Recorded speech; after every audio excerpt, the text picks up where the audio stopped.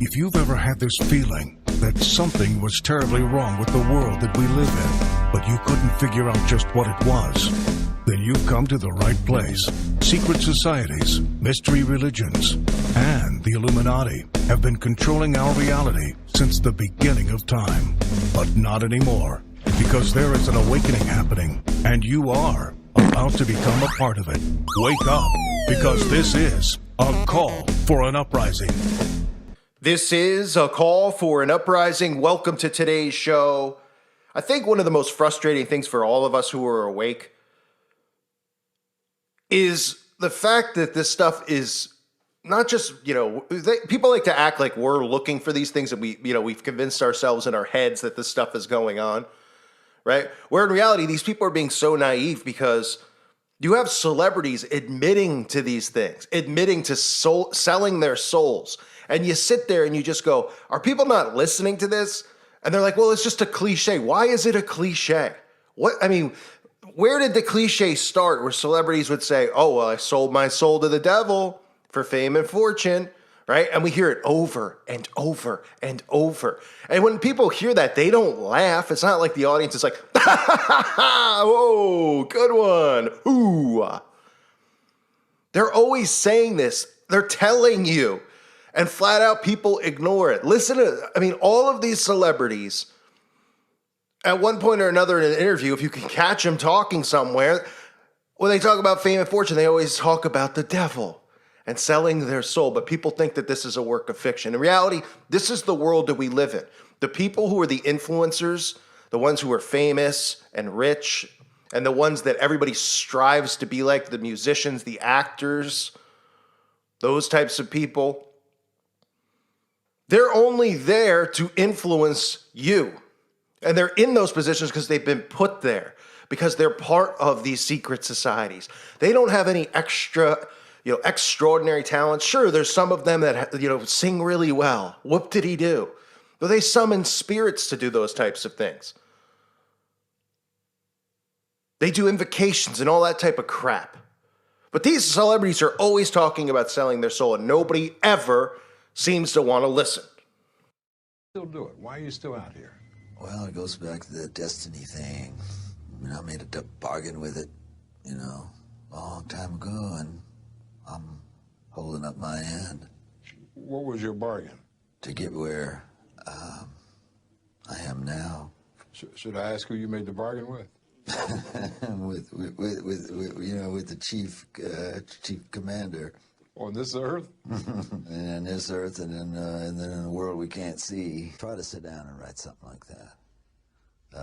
There's a magic to that, and it's not Siegfried and Roy kind of magic. It's a different kind of a penetrating magic. And I did it. I did it at one time. Doing really well now, but didn't you release a CD like almost 10 years ago? Yeah, I released a gospel record when I was 15 because I grew up in, a household where all I ever did was listen to gospel music, and my parents are both traveling ministers, and so I kind of sang about, what was going on in my life at 15, and that's how I got introduced to the music industry. I swear I wanted to be like the Amy Grant of music, yeah. But it didn't work out, and so I sold my soul to the devil. I sold my soul to the devil. I know it's a crappy deal. Lisa came with a few toys like a Happy Meal. I can try, but then it just doesn't happen. I can sing notes and sing strong and do all these things that when I'm just by myself, I can't do. And I remember right before I performed, I raised my hands up, and it was kind of the first time I felt something else come into me. I don't want to blame him. I ask him to leave, but he can't. He's here for a reason. People have brought him out. People conjured him up. Now he won't leave.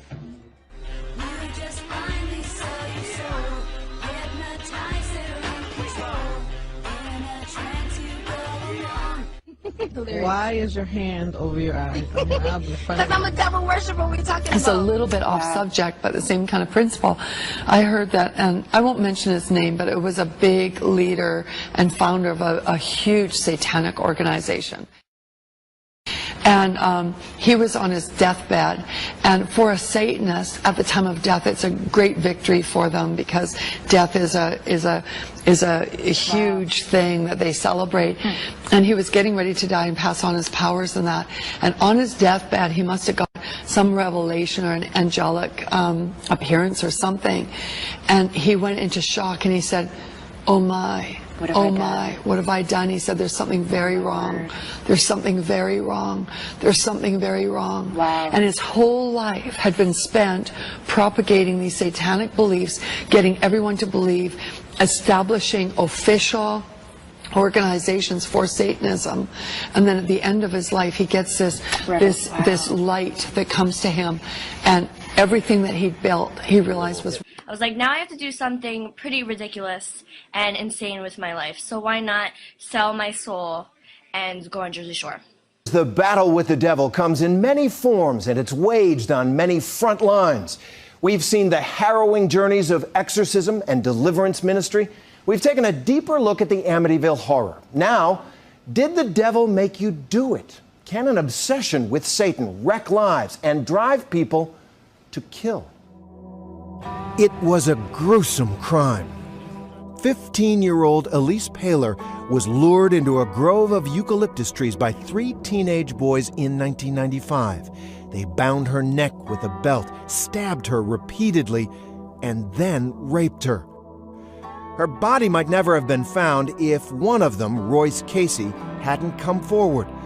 He said she was a blonde-haired, blue-eyed virgin, and they were offering her as a sacrifice to the devil. The boys were part of a death metal band and thought that Satan could make their music better.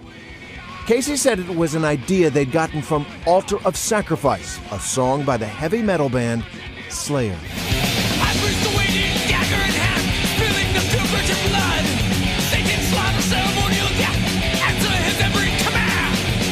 Paylor's parents filed suit against the band, trying to hold them partially responsible for their daughter's murder, a suit that was eventually thrown out.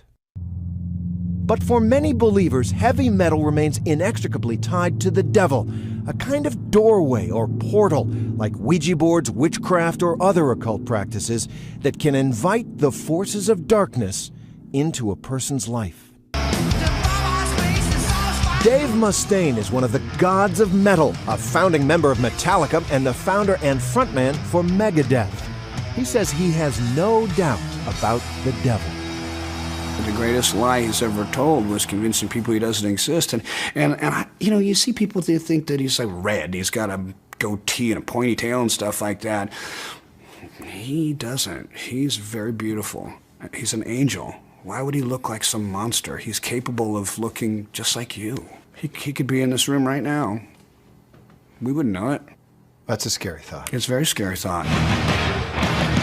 Mustaine is currently on tour in Europe with what's called the Big Four, his current and former bands, plus Anthrax and Slayer. Are people right when they say that heavy metal music is infused with the power of the devil? In some cases, yes, but not in all cases, because you've got great heavy metal bands that believe in God and glorify Him. We pray every night before we go on stage. That sounds great. For a 50-year-old, you happy with it? 50-year-old man, I feel pretty damn good. He shows me a chord progression called the tritone, also known as the Devil's Interval. The Devil's Tritone is made up of these 3 notes, and this note right here drops down 1. So it goes. So listen to the difference. It just sounds evil, doesn't it? It sounds darker. Which is why the progression is used so frequently in death metal. Mustaine says he is a Christian now, but wasn't always. My mom was a Jehovah's Witness. I was brought up as a witness, and I revolted into the witchcraft because I hated going out and knocking on people's doors. Yes, witchcraft. As a teenager, Mustaine says, he cast 2 hexes. The first was on a bully who sucker punched him. From what I heard, he got in a car accident and something happened to part of his body that I had targeted in the hex, and that showed me that it was real. The second was on a girl he was in a class with. Everybody wanted her, including me, but she was so out of my batting average and just totally out of my league.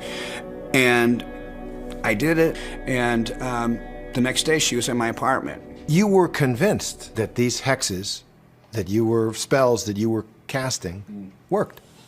I was, and I do believe in the dark side. Most people think that, black magic and witchcraft and stuff like that isn't real or it doesn't work, and I know that it works. Mustaine's fascination with the occult continued into his adulthood. I was doing a lot of blood packs with people. This is before we found out about AIDS. It was real simple stuff where you cut your thumb and you rub it with somebody else and become blood brothers. I don't want to make a spiritual covenant and mixing my life with somebody else who I don't know who they are or how they are. The Bible said that blood is life. And like so many people we have met, Mustaine believes that he opened the door to demonic forces, which had a profound impact on his life. Was your abuse of alcohol related to the satanic influences that you'd been dabbling in?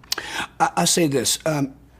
Every time I drank, I did not always do activities that were satanic, but any time I had been doing anything that was satanic, I had been drinking. So there Does that make sense? Yes, it does. There was a relationship then. Absolutely.